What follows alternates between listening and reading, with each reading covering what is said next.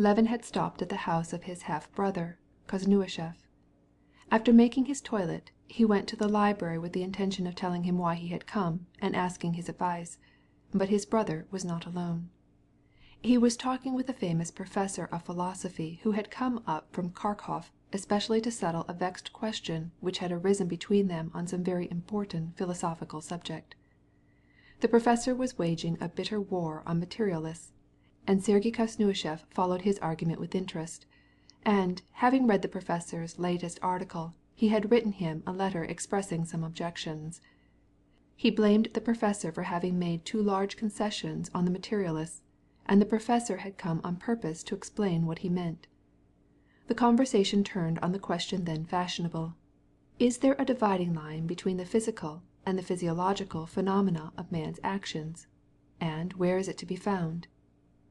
Sergey Ivanovitch welcomed his brother with the same coldly benevolent smile which he bestowed on all, and, after introducing him to the professor, continued the discussion. The professor, a small man with spectacles and narrow forehead, stopped long enough to return Levin's bow, and then continued without noticing him further. Levin sat down to wait till the professor should go, but soon began to feel interested in the discussion. He had read in the reviews articles on this subject, but he had read them with only that general interest which a man who has studied the natural sciences at the university is likely to take in their development. But he had never appreciated the connection that exists between these learned questions of the origin of man, of reflex action, of biology, of sociology, and those touching the significance of life and death for himself, which had of late been more and more engaging his attention. As he listened to the discussion between his brother and the professor, he noticed that they agreed to a certain kinship between scientific and psychological questions, that several times they almost took up this subject, but each time that they came near what seemed to him the most important question of all, they instantly took pains to avoid it, and sought refuge in the domain of subtle distinctions, explanations, citations, references to authorities, and he found it hard to understand what they were talking about. "I cannot accept the theory of Christ," said Sergey Ivanovitch in his characteristically elegant and correct diction and expression, "and I cannot at all admit that my whole conception of the exterior world is derived from my sensations. The most fundamental concept of being does not arise from the senses, nor is there any special organ by which this conception is produced." "Yes, but Wurst and Naust and Pripasov will reply that your consciousness of existence is derived from an accumulation of all sensations, that it is only the result of sensations. Wurst himself says explicitly that where sensation does not exist, there is no consciousness of existence." "I will say, on the other hand," began Sergey Ivanovitch, but here Levin noticed that, just as they were about to touch the root of the whole matter, they again steered clear of it, and he determined to put the following question to the professor: "Suppose my sensations ceased, if my body were dead, would further existence be possible?" The professor, with some vexation and, as it were, intellectual anger at this interruption, looked at the strange questioner as if he took him for a clown rather than a philosopher, and turned his eyes to Sergey Ivanovitch as if to ask, "What does this man mean?" But Sergey Ivanovitch, who was not nearly so one-sided and zealous a partisan as the professor, and who had sufficient health of mind both to answer the professor and to see the simple and natural point of view from which the question was asked, smiled and said, "We have not yet gained the right to answer that question." "Our capacities are not sufficient," continued the professor, taking up the thread of his argument. "No, I insist upon this, that if, as Pripasov says plainly, sensations are based upon impressions, we cannot too closely distinguish between the two notions." Levin did not listen any longer, and waited until the professor took his departure. When the professor was gone, Sergey Ivanovitch turned to his brother. "I am very glad to see you. Shall you stay long? How are things on the estate?" Levin knew that his elder brother took little interest in the affairs of the estate, and only asked out of courtesy, and so in reply he merely spoke of the sale of wheat, and the money he had received. It had been his intention to speak with his brother about his marriage project, and to ask his advice. But after the conversation with the professor, and in consequence of the involuntarily patronizing tone in which his brother had asked him about their affairs, for their real estate had never been divided and Levin managed it as a whole, he felt that he could not begin to talk about his project of marriage. He had an instinctive feeling that his brother would not look upon it as he should wish him to. "How is it with the Zemstvo?" asked Sergey Ivanovitch, who took a lively interest in these provincial assemblies, to which he attributed great importance. "Fact is, I don't know." "What? Aren't you a member of the assembly?" "No, I am no longer a member. I have not been going, and don't intend to go any more," said Levin. "It's too bad," murmured Sergey Ivanovitch, frowning. Levin, in justification, described what had taken place at the meetings of his district assembly. "But it is forever thus!" exclaimed Sergey Ivanovitch, interrupting. "We Russians are always like this. Possibly it is one of our good traits that we are willing to see our faults, but we exaggerate them. We take delight in irony, which comes natural to our language. If such rights as we have, if our provincial institutions were given to any other people in Europe, Germans or English, I tell you, they would derive liberty from them, but we only turn them into sport." "But what is to be done?" asked Levin penitently. "It was my last attempt. I tried with all my heart. I cannot do it. I am helpless." "Not helpless," said Sergey Ivanovitch. "You did not look at the matter in the right light." "Perhaps not," replied Levin in a melancholy tone. "Do you know brother Nikolai has been in town again?" Nikolai was Konstantin Levin's own brother, and Sergey Ivanovitch's half-brother, standing between them in age. He was a ruined man, who had wasted the larger part of his fortune, had mingled with the strangest and most disgraceful society, and had quarrelled with his brothers. "What did you say?" cried Levin, startled. "How did you know?" "Prokofy saw him in the street." "Here, in Moscow? Where is he?" And Levin stood up, as if with the intention of instantly going to find him. "I am sorry that I told you this," said Sergey Ivanovitch, shaking his head when he saw his younger brother's emotion. "I sent out to find where he was staying, and I sent him his letter of credit and Trubin, the amount of which I paid. This is what he wrote me in reply." And Sergey Ivanovitch handed his brother a note which he took from a letterpress. Levin read the letter, which was written in the strange hand which he knew so well. "I humbly beg to be left in peace. It is all that I ask from my dear brothers. Nikolai Levin." Konstantin, without lifting his head, stood motionless before his brother with the letter in his hand. The desire arose in his heart now to forget his unfortunate brother, and the consciousness that it would be wrong. "He evidently wants to insult me," continued Sergey Ivanovitch, "but it is impossible. I wish with all my soul that I might help him, and yet I know that I shall not succeed." "Yes, yes," replied Levin, "I understand, and I appreciate your treatment of him, but I am going to him." "Go, by all means, if it will give you pleasure," said Sergey Ivanovitch, "but I would not advise it. Not on my account, because I fear that he might make a quarrel between us, but, on your own account, I advise you not to go. He can't be helped. However, do as you think best." "Perhaps he can't be helped, but I feel especially at this moment. This is quite another reason. I feel that I could not be contented." "Well, I don't understand you," said Sergey Ivanovitch. "But one thing I do understand," he added. "This is a lesson in humility. Since brother Nikolai has become the man he is, I look with greater indulgence on what people call abjectness. Do you know what he has done?" "Ugh, it is terrible, terrible," replied Levin. Having obtained from his brother's servant Nikolai's address, Levin set out to find him, but on second thought changed his mind and postponed his visit till evening. Before all, he must decide the question that had brought him to Moscow, in order that his mind might be free. He had therefore gone directly to Oblonsky, and having learned where he could find the Shtcherbatskys, he went where he was told that he would meet Kitty. About 4 o'clock Levin dismissed his isvostchik at the entrance of the zoological garden, and with beating heart followed the path that led to the ice mountains and the skating pond, for he knew that he should find Kitty there, having seen the Shtcherbatskys' carriage at the gate. It was a clear, frosty day. At the entrance of the garden were drawn up rows of carriages and sleighs.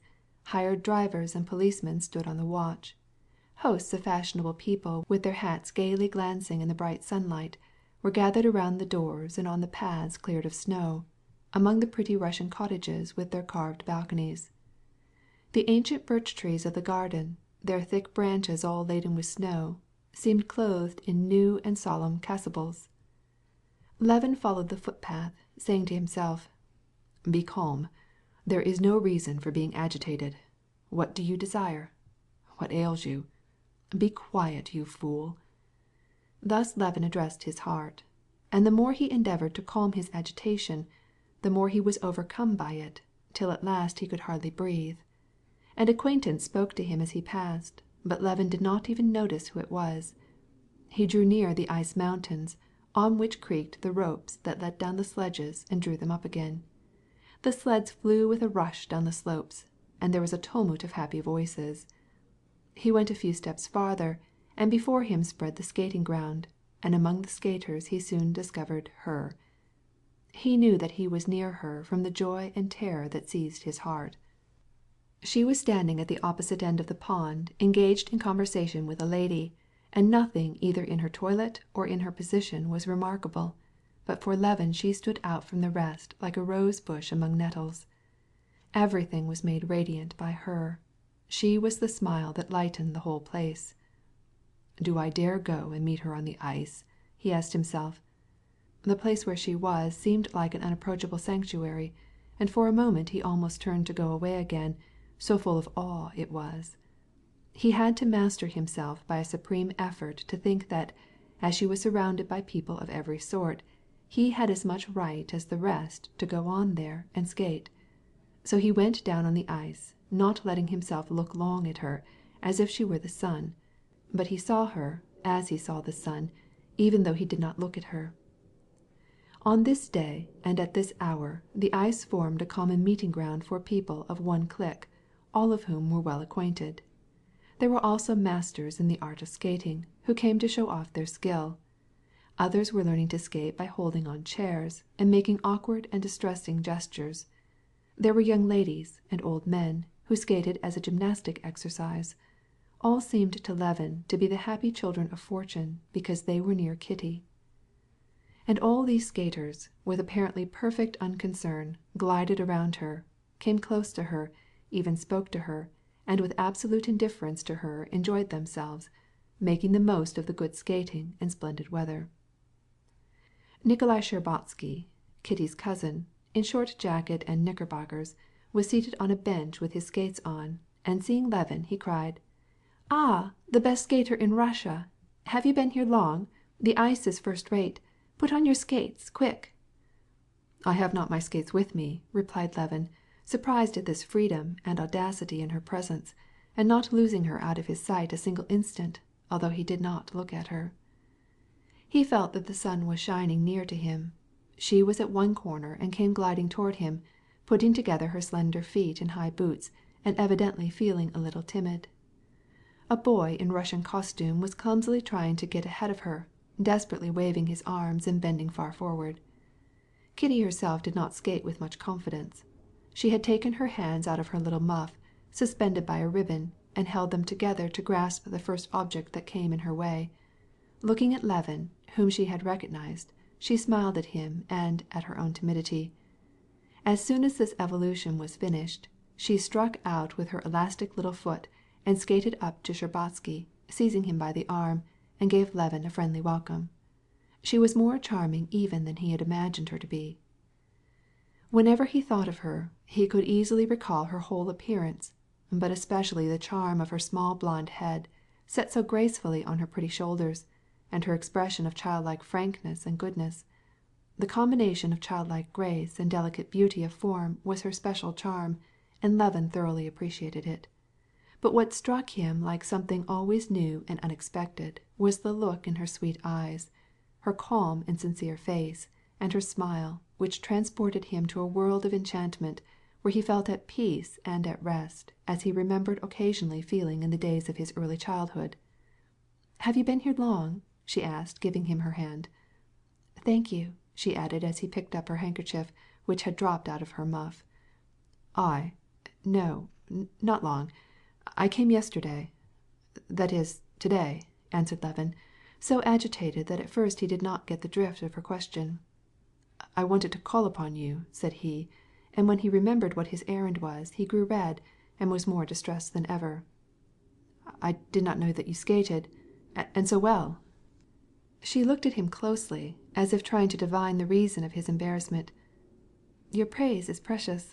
A tradition that you are the best of skaters is still floating about, said she, brushing off with her little hand in its black glove the pine needles that had fallen on her muff. Yes, I used to be passionately fond of skating. I had the ambition to reach perfection. It seems to me that you do all things passionately, said she with a smile. I should like to see you skate. Put on your skates, and we will skate together. Skate together, he thought, as he looked at her. Is it possible? I will go and put them right on, he said, and he hastened to find a pair of skates.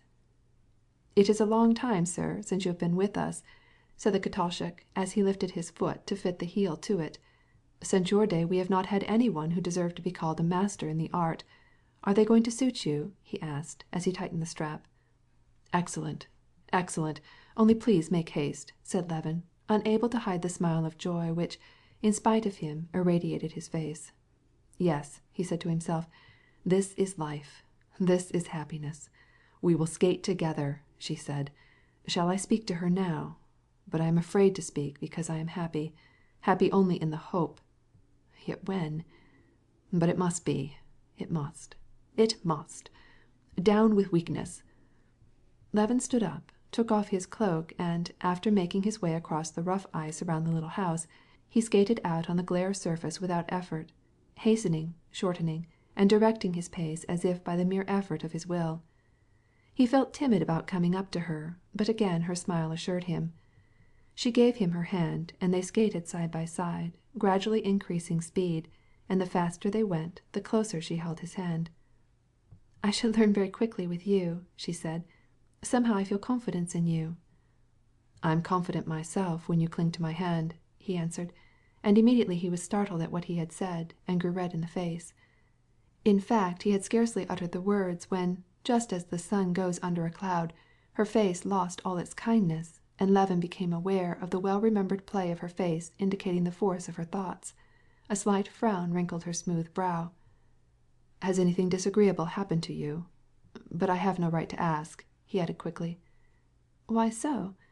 No, nothing disagreeable has happened to me, she said coolly, and immediately continued. Have you seen Mademoiselle Linon yet? Not yet. Go and see her. She is so fond of you. What does this mean? I have offended her.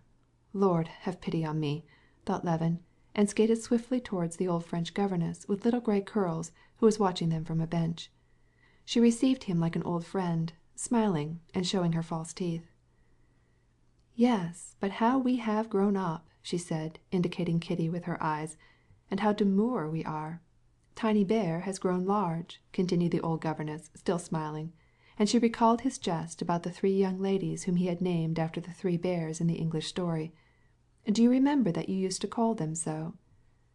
He had entirely forgotten it, but she had laughed at this pleasantry for 10 years and still enjoyed it. Now, go and skate. Doesn't our Kitty take to it beautifully? When Levin rejoined Kitty, her face was no longer severe. Her eyes had regained their frank and kindly expression, but it seemed to him that her very kindliness had a peculiar premeditated tone of serenity, and he felt troubled. After speaking of the old governess and her eccentricities, she asked him about his own life. Isn't it a bore living in the country in the winter? She asked. No, it is not a bore. I am very busy, he replied, conscious that she was bringing him into the atmosphere of serene friendliness from which he could not escape now, any more than he could at the beginning of the winter. Shall you stay long? asked Kitty. I do not know, he answered, without regard to what he was saying.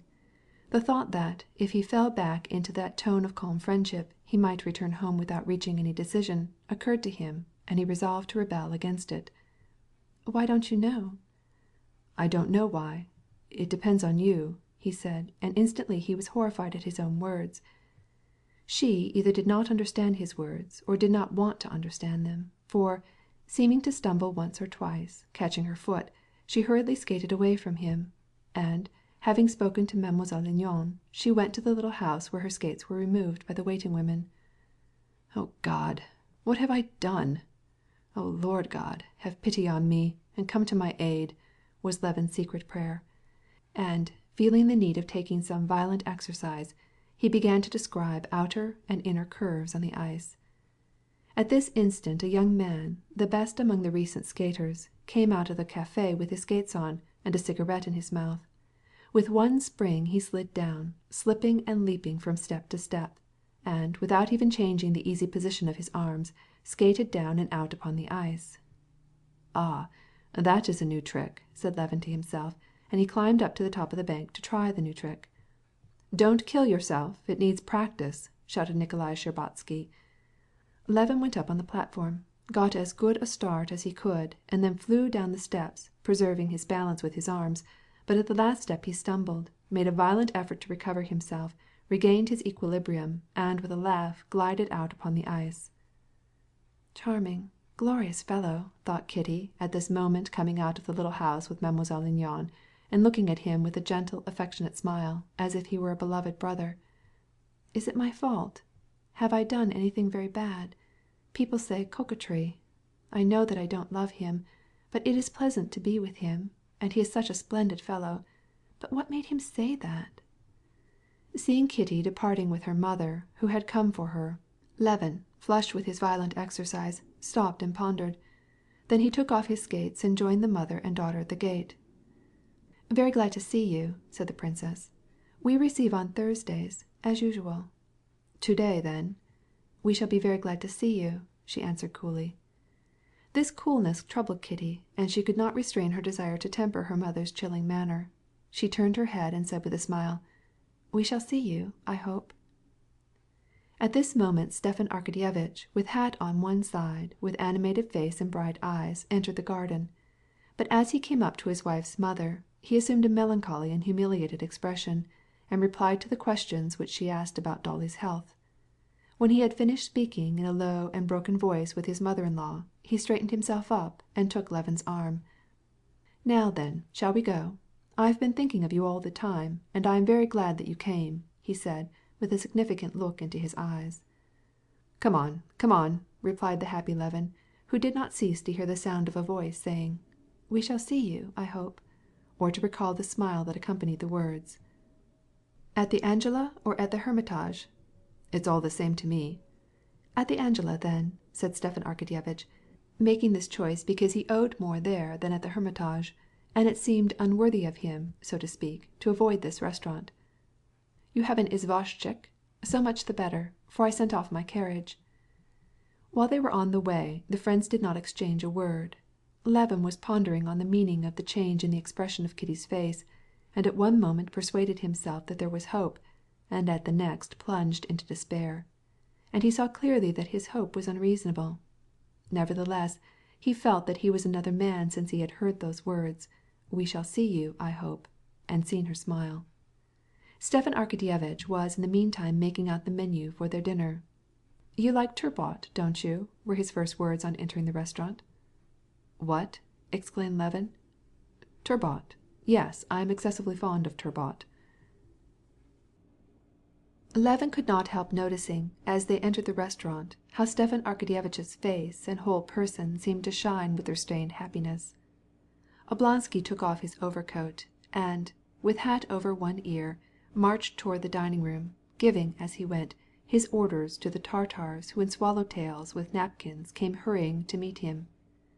Bowing right and left to his acquaintances, who here as everywhere seemed delighted to see him, he went directly to the bar and took some vodka and a little fish, and said something comical to the barmaid, a pretty, curly-haired French girl, painted and covered with ribbons and lace, so that she burst into a peal of laughter.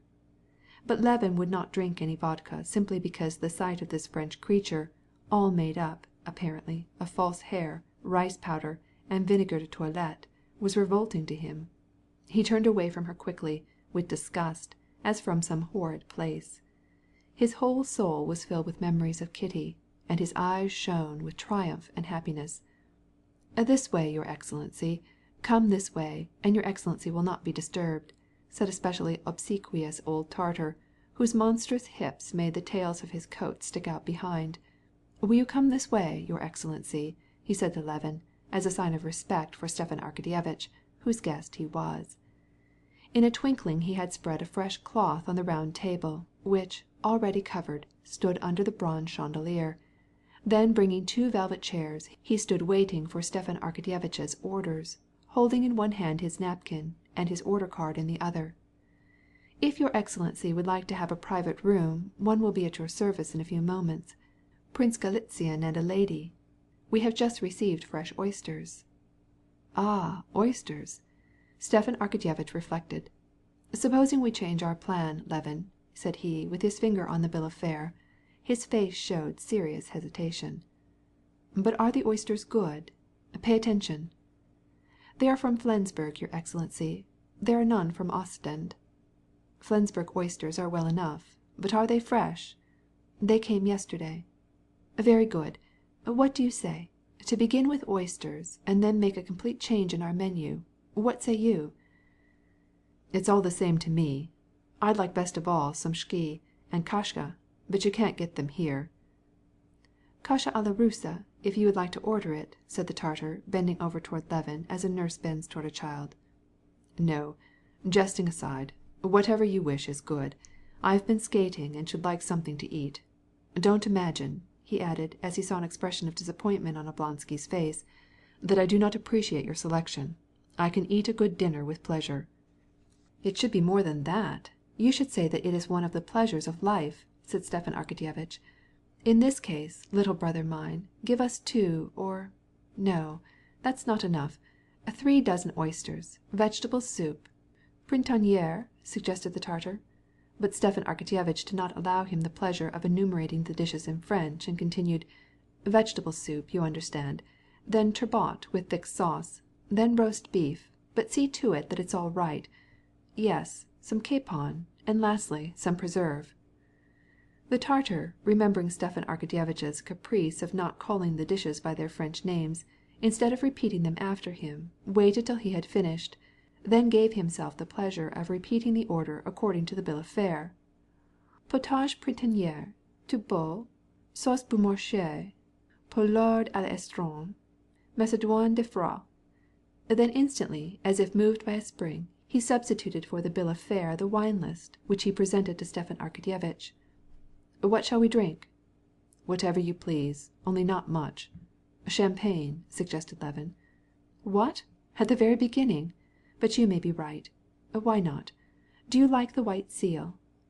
"Cachet blanc," replied the Tartar. "Well, then, give us that brand with the oysters. Then we'll see." "It shall be done, sir. And what table wine shall I bring you?" "Some Nuits. No, hold on. Give us some classic Chablis."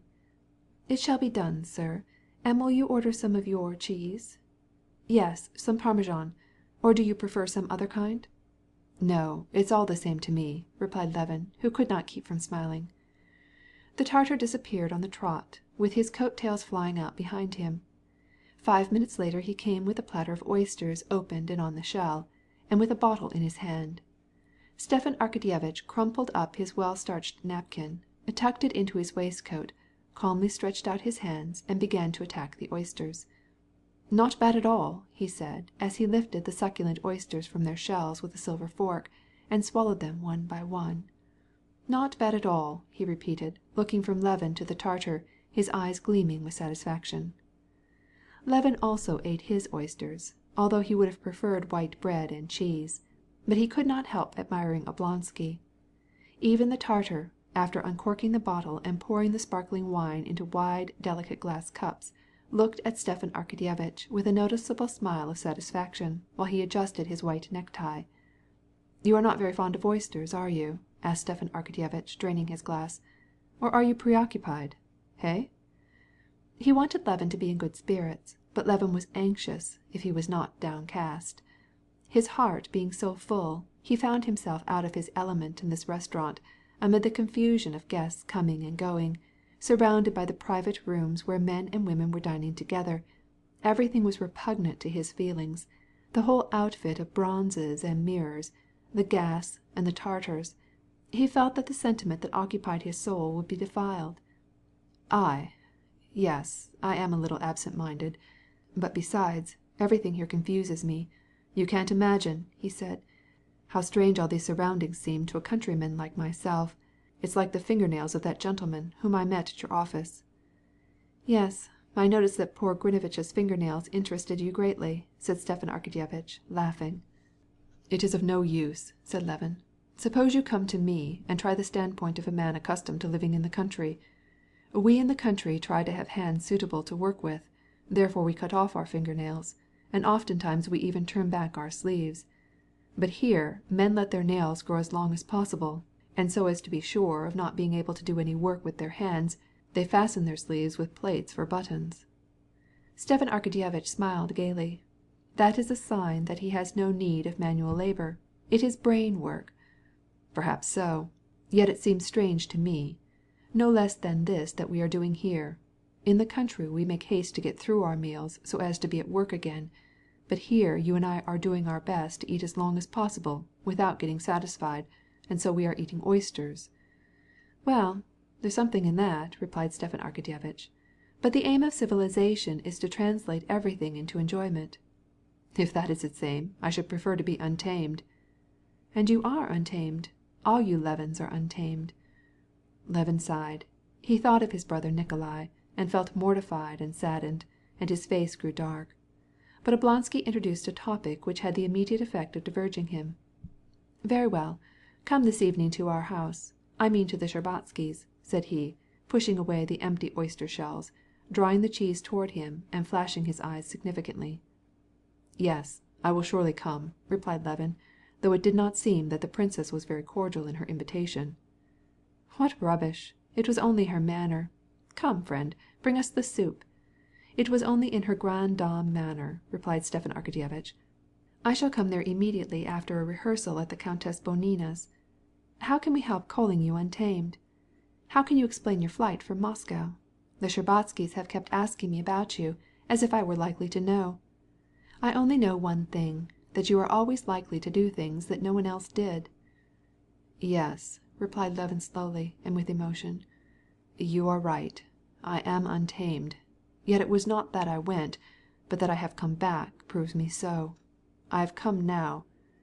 "Oh, what a lucky fellow you are!" interrupted Oblonsky, looking into Levin's eyes. "Why?" "I know fiery horses by their brand, and I know young people who are in love by their eyes," said Stepan Arkadyevitch dramatically. "Everything is before you." "And yourself? Is everything behind you?"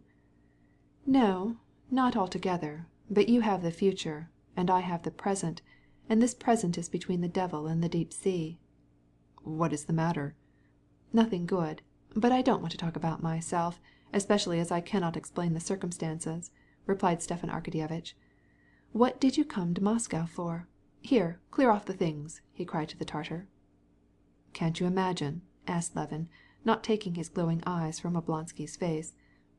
"I can imagine, but it is not for me to be the first to speak about it.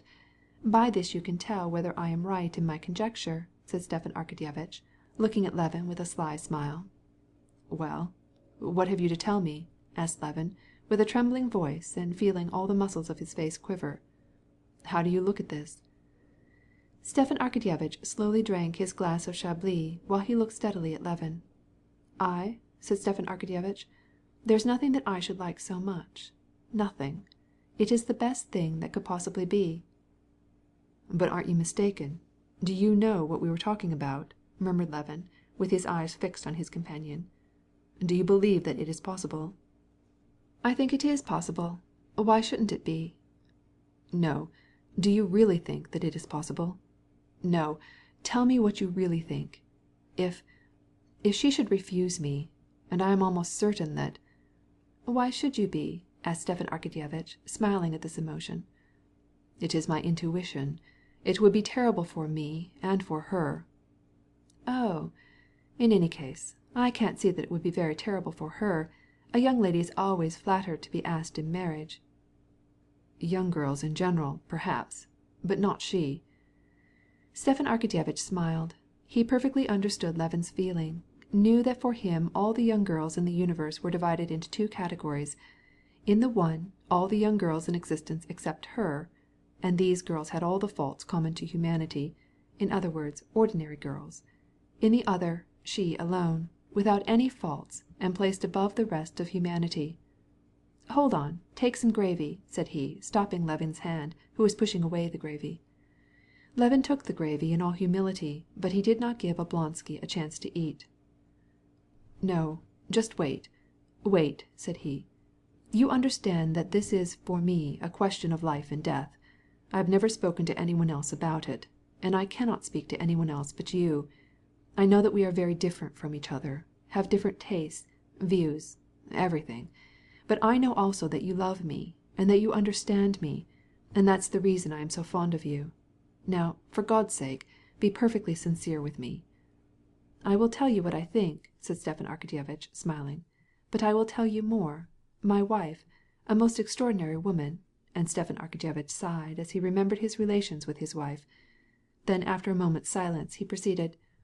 "She has a gift of second sight, and sees through people. But that is nothing. She knows what is going to happen, especially when there is a question of marriage. Thus she predicted that Brenton would marry Shakovskaya. No one would believe it, and yet it came to pass. Well, my wife is on your side." "What do you mean?" "I mean that she likes you. She says that Kitty will be your wife." As he heard these words, Levin's face suddenly lighted up with a smile which was near to tears of emotion. "She said that?" he cried. "I always said that your wife was charming. But enough of this sort of talk," he added, and rose from the table. "Good, but sit a little while longer." But Levin could not sit down. He strode 2 or 3 times up and down the little square room, winking his eyes to hide the tears, and then he sat down again at the table. "Understand me," he said. "This is not love. I have been in love, but this is not the same thing. This is more than a sentiment. It is an inward power that controls me. You see, I went away because I had made up my mind that such happiness could not exist, that such good fortune could not be on earth. But after a struggle with myself, I find that I cannot live without this. This question must be decided." "But why did you go away?" "Ah, wait. So many things to think about, so much to ask. Listen, you cannot imagine what your words have done for me. I am so happy that I have already grown detestable. I am forgetting everything. And yet this very day I heard that my brother Nikolai, you know, he is here, and I had entirely forgotten him. It seems to me that he, too, ought to be happy. But this is like a fit of madness. But one thing seems terrible to me. You are married. You ought to know this feeling. It is terrible that when we are already getting old, with a past behind us, not of love but of wickedness, suddenly come into close relations with a pure and innocent being. This is disgusting, and so I cannot help feeling that I am unworthy." "Well, you have not much wickedness to answer for." "Ugh," said Levin, "and yet, as I look with disgust on my life, I tremble and curse and mourn bitterly.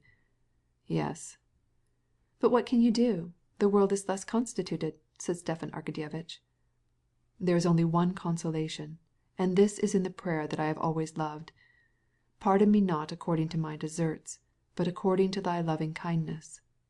Thus only she can forgive me." Levin drained his glass, and they were silent. "I ought to tell you one thing, though. Do you know Vronsky?" asked Stepan Arkadyevitch. "No, I don't know him. Why do you ask?"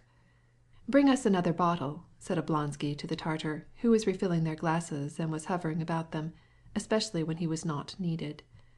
"You must know that Vronsky is one of your rivals." "Who is this Vronsky?" asked Levin, and his face, a moment since beaming with the youthful enthusiasm which Oblonsky so much admired, suddenly took on a disagreeable expression of anger. "Vronsky. He is one of Count Kirill Ivanovitch Vronsky's sons, and one of the finest examples of the gilded youth of Petersburg. I used to know him at Tver when I was on duty there. He came there for recruiting service. He is immensely rich, handsome, with excellent connections, one of the Emperor's aides, and, moreover, a capital good fellow. From what I have seen of him, he is more than a good fellow. He is well educated and bright. He is a rising man." Levin scowled and said nothing. "Well, then, he put in an appearance soon after you left, and, as I understand, he fell over ears in love with Kitty. You understand that her mother—" "Excuse me, but I don't understand at all," interrupted Levin, scowling still more fiercely. And suddenly he remembered his brother Nikolai, and how ugly it was in him to forget him. "Just wait, said Stepan Arkadyevitch, laying his hand on Levin's arm with a smile. "I have told you all I know, but I repeat that, in my humble opinion, the chances in this delicate affair are on your side." Levin leaned back in his chair. His face was pale. "But I advise you to settle the matter as quickly as possible," suggested Oblonsky, filling up his glass. "No, thank you. I cannot drink any more," said Levin, pushing away the glass. "I shall be tipsy. Well, how are you feeling?" he added, desiring to change the conversation. "One word more. In any case I advise you to settle the question quickly. I advise you to speak immediately," said Stepan Arkadyevitch. "Go to-morrow morning, make your proposal in classic style, and God bless you." "Why haven't you ever come to hunt with me as you promised to do? Come this spring," said Levin. He now repented with all his heart that he had entered upon this conversation with Stepan Arkadyevitch.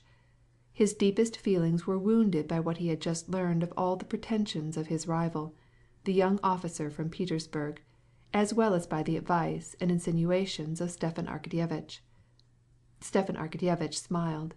He perceived what was taking place in Levin's heart. "I will come some day," he said. "Yes, brother, woman's the spring that moves everything. My own trouble is bad, very bad, and all on account of women. Give me your advice," he said, taking a cigar, and still holding his glass in his hand. "Tell me frankly what you think." "But about what?" "Listen.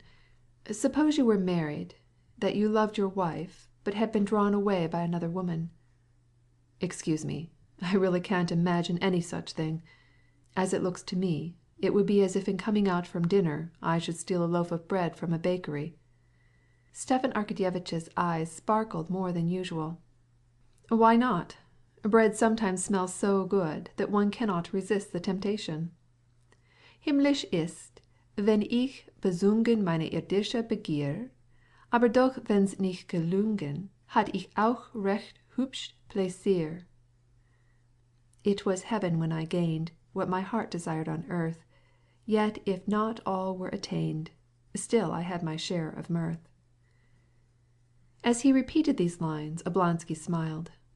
Levin could not refrain from smiling also. "But a truce to pleasantries," continued Oblonsky. "Imagine a woman, a charming, modest, loving creature, poor and alone in the world, who had sacrificed everything for you.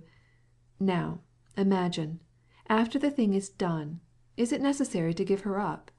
We'll allow that it is necessary to break with her, so as not to disturb the peace of the family. But ought we not to pity her, to make provision for her, to soften the blow? Pardon me, but you know that for me all women are divided into two classes. No, that is, there are women, and there are...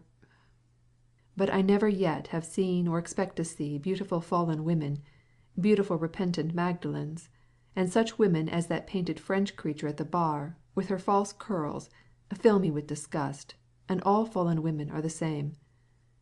But the women of the New Testament? Ugh, hold your peace. Never would Christ have said those words if he had known to what bad use they would be put. Out of the whole gospel only those words are taken. However, I don't say what I think, but what I feel. You feel a disgust for spiders, and I for these reptiles. You see, you did not have to study spiders, and you know nothing about their natures. So it is with me." "It is well for you to say so. It is a very convenient way to do as the character in Dickens did, and throw all embarrassing questions over his right shoulder with his left hand. But to deny a fact is not to answer it. Now, what is to be done? Tell me, what is to be done? Your wife grows old, and you are full of life. Before you are aware of it, you realize that you do not love your wife, however much you may respect her. And then, suddenly you fall in love with someone, and you fall. You fall," said Stepan Arkadyevitch with a melancholy despair. Levin laughed. "Yes, you fall," repeated Oblonsky. "Then what is to be done?" "Don't steal fresh bread." Stepan Arkadyevitch burst out laughing. "Oh, moralist! But please appreciate the situation. Here are two women. One insists only on her rights, and her rights mean your love which you cannot give. The other has sacrificed everything for you and demands nothing. What can one do? How can one proceed? Here is a terrible tragedy." "If you wish my judgment concerning this tragedy, I will tell you that I don't believe in this tragedy, and this is why. In my opinion, love, the two loves which Plato describes in his Symposium, you remember, serve as the touchstone for men. Some people understand only one of them. Others understand the other. Those who comprehend only the Platonic love have no right to speak of this tragedy now. In this sort of love there can be no tragedy. I thank you humbly for the pleasure, and therein consists the whole drama. But for Platonic love there can be no tragedy, because it is bright and pure, and because—" At this moment Levin remembered his own shortcomings, and the inward struggles which he had undergone, and he unexpectedly added, "However, you may be right. It is quite possible. I know nothing, absolutely nothing, about it." "Do you see," said Stepan Arkadyevitch, "you are a very perfect man. Your great virtue is your only fault. You are a very perfect character, and you desire that all the factors of life should also be perfect. But this cannot be. Here you scorn the service of the state, because, according to your idea, every action should correspond to an exact end. But this cannot be. You require also that the activity of every man should always have an object, that conjugal life and love be one and the same. But this cannot be. All the variety, all the charm, all the beauty of life consists in lights and shades." Levin sighed and did not answer. He was absorbed in his own thoughts and did not even listen. And suddenly both of them felt that, though they were good friends, though they had been dining together and drinking wine, yet each was thinking only of his own affairs, and cared nothing for the affairs of the other. Oblonsky had more than once had this experience after dining with a friend, and he knew what had to be done when, instead of coming into closer sympathy, the distance between them seemed widened.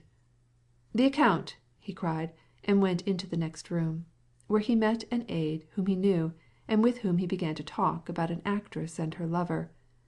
This conversation amused and rested Oblonsky after his conversation with Levin, who always kept his mind on too great an intellectual and moral strain. When the Tartar brought the account, accounting to 26 rubles and odd kopecks, and something more for his fee, Levin, who at any other time, as a countryman, would have been shocked at the size of the bill, paid the 14 rubles of his share without noticing, and went to his lodgings to dress for a reception at the Shtcherbatskys', where his fate would be decided. The Princess Kitty Shtcherbatskaya was 18 years old. She was making her first appearance in society this winter, and her triumphs had been more brilliant than her elder sisters, more than even her mother, had expected. Not only were almost all the young men who danced at balls in Moscow in love with Kitty, but, moreover, there were two who, during this first winter, were serious aspirants to her hand: Levin and, soon after his departure, Count Vronsky. Levin's appearance at the beginning of the winter, his frequent calls, and his unconcealed love for Kitty were the first subjects that gave cause for serious conversation between her father and mother in regard to her future, and for disputes between the prince and princess. The prince was on Levin's side, and declared that he could not desire a better match for Kitty. But the princess, with the skill which women have for avoiding a question, insisted that Kitty was too young, that Levin did not seem to be serious in his attentions, and that she did not show great partiality for him, but she did not express what was in the bottom of her heart, that she was ambitious for a more brilliant marriage, that Levin did not appeal to her sympathies, and that she did not understand him. And when Levin took a sudden leave, she was glad and said, with an air of triumph to her husband, "You see, I was right." When Vronsky appeared on the scene, she was still more glad, being confirmed in her opinion that Kitty ought to make not merely a good, but a brilliant match. For the princess there was no comparison between Vronsky and Levin as suitors. The mother disliked Levin and his strange and harsh judgments, his awkwardness in society, which she attributed to his pride and what she called his savage life in the country, occupied with his cattle and peasants.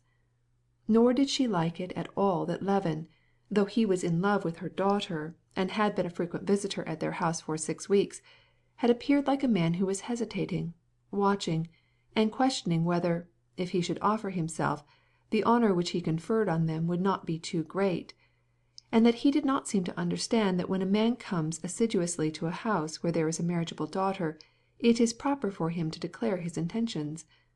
And then he suddenly departed without any explanation. It is fortunate, the mother thought, that he is so unattractive, and that Kitty has not fallen in love with him. Vronsky satisfied all her requirements. He was very rich, intelligent, of good birth, with a brilliant career at court or in the army before him, and, moreover, he was charming. Nothing better could be desired. Vronsky was devoted to Kitty at the balls, danced with her, and called upon her parents. There could be no doubt that his intentions were serious. But, notwithstanding this, the mother had passed this whole winter full of doubts and perplexities.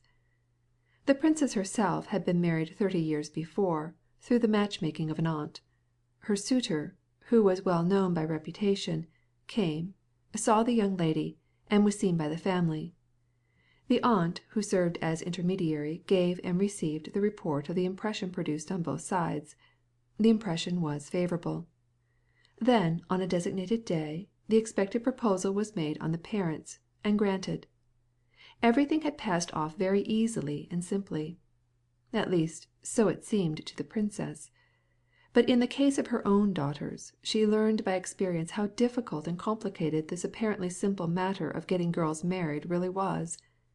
How many fears she had to go through, how many things had to be thought over, how much money had to be lavished, how many collisions with her husband, when the time came for Darya and Natalie to be married. And now that the youngest was in the matrimonial market, she was obliged to suffer from the same anxieties, the same doubts, and even more bitter quarrels with her husband. The old prince, like all fathers, was excessively punctilious about everything concerning the honor and purity of his daughters. He was distressingly jealous regarding them, especially Kitty, who was his favorite, and at every step he accused his wife of compromising his daughter. The princess had become accustomed to these scenes from the days of her elder daughters, but now she felt that her husband's strictness had more justification. She saw that in these latter days many of the practices of society had undergone a change, so that the duties of mothers were becoming more and more difficult. She saw how Kitty's young girl friends formed a sort of clique, went to races, freely mingled with men, went out driving alone, that many of them no longer made courtesies, and what was more serious, all of them were firmly convinced that the choice of husbands was their affair and not their parents'. Marriages aren't made as they used to be, thought and said all these young ladies, even some of the older people. But how are marriages made nowadays? This question the princess could not get anyone to answer. The French custom, where the parents decide the fate of their children, was not accepted, and even bitterly criticized.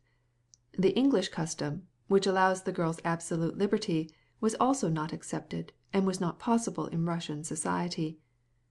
The Russian custom of employing a matchmaker was regarded as bad form. Everyone ridiculed it, even the princess herself. But no one seemed to know what course to take in regard to courtship. Every one with whom the princess talked said the same thing. For goodness' sake, it is time for us to renounce those exploded notions. It is the young folks and not their parents who get married, and, therefore, it is for young folks to make their arrangements in accordance with their own ideas." It was well enough for those without daughters to say this, but the princess knew well that in this familiar intercourse her daughter might fall in love, and fall in love with someone who would not dream of marrying her, or would not make her a good husband. However earnestly they suggested to the princess that in our time young people ought to settle their own destinies, she found it impossible to agree with them any more than she could believe in the advisability of allowing the 4-year-old children of our time to have loaded pistols as their favorite toys. And so the princess felt much more solicitude about Kitty than she had felt about either of her other daughters. She feared now that Vronsky would content himself with playing the gallant. She saw that Kitty was already in love with him, but she consoled herself with the thought that he was a man of honor and would not do so. But, at the same time, she knew how easy it was, with the new freedom allowed in society, to turn a young girl's head, and how lightly men as a general thing regarded this.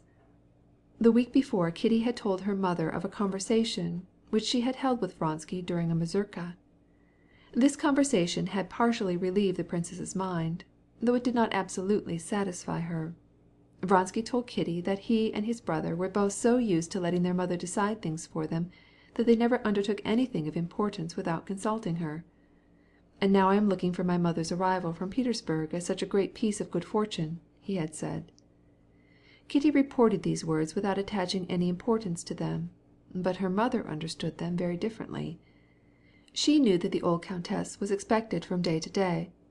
She knew that the old countess would be satisfied with her son's choice, and it was strange to her that he had not offered himself, as if he feared to offend his mother. However, she herself was so anxious for this match, and above all for relief from her anxieties, that she gave a favorable interpretation to these words. Bitterly as she felt the unhappiness of her oldest daughter, Dolly, who was thinking of leaving her husband, agitation regarding the decision of her youngest daughter's fate completely absorbed her thoughts. Levin's arrival today gave her a new anxiety.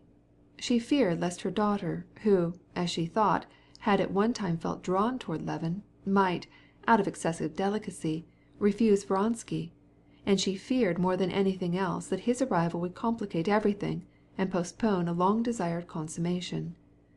"Has he been here long?" asked the princess of her daughter when they reached home after their meeting with Levin.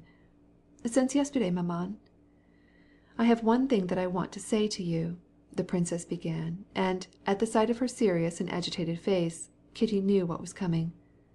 "Mamma," she said, blushing, and turning quickly to her, "please, please don't speak about this.